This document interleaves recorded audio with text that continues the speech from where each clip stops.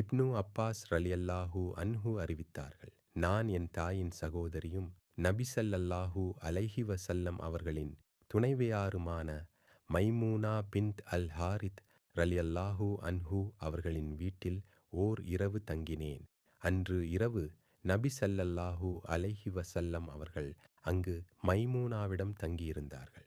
நபி ஸல்லல்லாஹு அலைஹி வஸல்லம் அவர்கள் இஷா தொழுகையை தொழுதுவிட்டு வீட்டிற்கு வந்து 4 ரக்காத்கள் தொழுதுவிட்டு உறங்கினார்கள்.